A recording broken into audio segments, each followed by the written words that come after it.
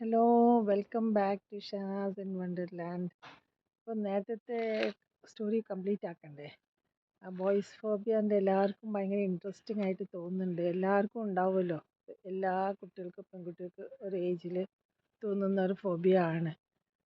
അത് എക്സ്പോഷർ വന്ന് എല്ലാ ബോയ്സിനെ ശരിക്കും കോഎഡ് സ്കൂൾസിൽ പഠിച്ചിട്ടുണ്ടെങ്കിൽ അങ്ങനത്തെ ഒരു ബുദ്ധിമുട്ടുണ്ടാവില്ല എന്നാണ് എനിക്ക് തോന്നുന്നത്. ശരിക്കും അങ്ങനെയാണ് വേണ്ടത്.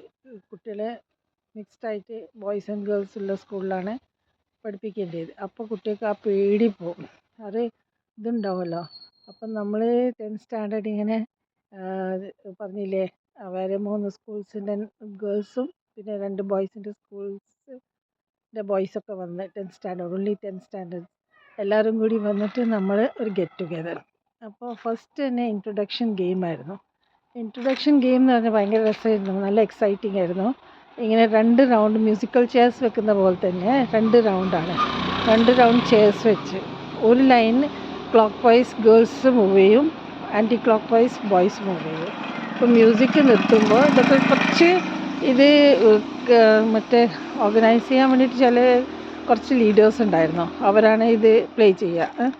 അപ്പോൾ കുറച്ച് ഈ മ്യൂസിക് സ്റ്റാർട്ട് ചെയ്യും, മ്യൂസിക്കൽ ചെയർസ് പോലെ തന്നെയാണ്. മ്യൂസിക് സ്റ്റാർട്ട് ചെയ്യും, മ്യൂസിക് ഓഫ് ചെയ്യുമ്പോൾ ആരെ ഫ്രണ്ടിൽ വരുന്ന ബോയ് അവരോട് നമ്മൾ കുറച്ച് മ്യൂസിക് സ്റ്റാർട്ട് ചെയ്യുന്നവരെ സംസാരിക്കണം. ഇൻട്രൊഡക്ഷൻ, നെയിം, പ്ലേസ്, പിന്നെ പേരൻസ്, എന്താ സിബ്ലിങ്സ് ഉണ്ടോ, അങ്ങനെയൊക്കെയാണ്. പക്ഷേ ഞാനിങ്ങനെ പ്രാർത്ഥിക്കായിരുന്നു, ഏതെങ്കിലും ചെറിയൊരു പാവം പയ്യൻ മതി. പറയുമ്പോൾ നോക്കുമ്പോൾ ഏറ്റവും കൂട്ടത്തിൽ ഹൈറ്റുള്ളതും കുറച്ച് സ്ട്രോങ് ബിൽറ്റുള്ളതും അത് പൂച്ചക്കണ്ണുള്ളൊരു പയ്യനാണ് എൻ്റെ മുമ്പിൽ. അപ്പോൾ അറിയാലോ, പേടിച്ചിട്ട് എന്തൊക്കെയോ പറഞ്ഞ്. ശരിക്കും പറയാന്ന് വെച്ചാൽ അവർക്കും പേടിയുണ്ടാവും, അവർ കാണിക്കില്ല. നമ്മൾ വിചാരിക്കും നമുക്ക് മാത്രമേ ഉള്ളൂ പേടി. അങ്ങനെ ആ റൗണ്ട് കഴിഞ്ഞ് പിന്നെ കുറേ ഉണ്ടായിരുന്നു. അത് നല്ല രസമുണ്ടായിരുന്നു.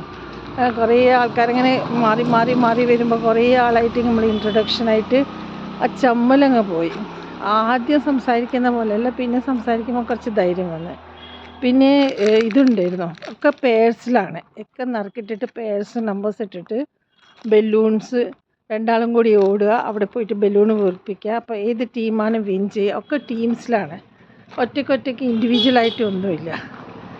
പിന്നെ കണ്ണ് കെട്ടിയിട്ടിട്ട് ഒരാളുടെ കണ്ണ് കെട്ടിയിട്ട് ഐസ്ക്രീം തിന്നിപ്പിക്കുക.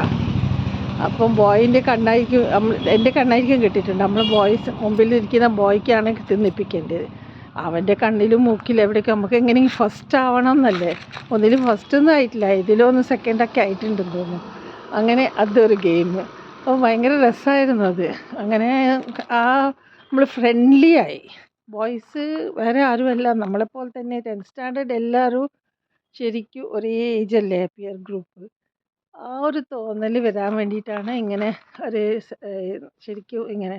പിന്നെ വേറെ ബലൂൺ ബാക്കിൽ കെട്ടിയിട്ട് പൊട്ടുന്നത്, ഇങ്ങനെ കൈ പിടിച്ചിട്ട് ഓടും പൊട്ടിക്കുന്നത്, അങ്ങനെ നല്ല രസമുള്ള ഗെയിംസ്. സമയം പോകുന്നേ അറിഞ്ഞിട്ടില്ല. നല്ല രസമായിട്ട് നല്ല എക്സൈറ്റിംഗ് ഡേ ആയിരുന്നു. എന്തായാലും അതോടെ നമുക്ക് നല്ല കുറേ കാര്യങ്ങൾ, കുറേ എക്സ്പീരിയൻസ് കിട്ടി, കുറേ കാര്യങ്ങൾ അറിയാനായി അല്ലേ. അപ്പോൾ അങ്ങനെയാണ്. അപ്പോൾ ഹോപ്പ് യു ലൈക്ക് ഇറ്റ്. അപ്പോൾ എനിക്ക് തോന്നുന്നു അത് ശരിക്കും എല്ലാ സ്ഥലത്തും വേണം ഇങ്ങനെ ഒരു 10th സ്റ്റാൻഡേർഡ്സിനെ കുറേ സ്കൂൾസ് ഒന്നിച്ചാക്കിയിട്ട് ഇങ്ങനെ ഒരു എന്നിട്ട് ശരിക്കും റിലാക്സ്ഡ് വേയിൽ ഒരു സ്കൂൾ കോമ്പറ്റീഷൻസ് ഒക്കെ ഉണ്ടാവുന്നുണ്ട്, ഡാൻസ്, പോയംസ്, സിംഗിങ്. പക്ഷെ അതല്ല ഇത്, നമ്മളിങ്ങനെ രസമായിട്ട് നല്ല ഫ്രണ്ട്ലി വേയിലുള്ളൊരു ഗെറ്റ് ടുഗെദർ എന്ന് പറഞ്ഞാൽ എല്ലാ സ്കൂളിൽ കുറച്ച് ഡിഫറൻസ് ഉണ്ടാവുമല്ലോ. അപ്പോൾ എല്ലാ സ്കൂളിലെ കുട്ടികളെല്ലാവരും കൂടി ഇങ്ങനെ കൂടുമ്പോൾ നല്ല രസമാണ്. അപ്പോൾ hope you like it. Bye, enjoy your day. Bye, take care.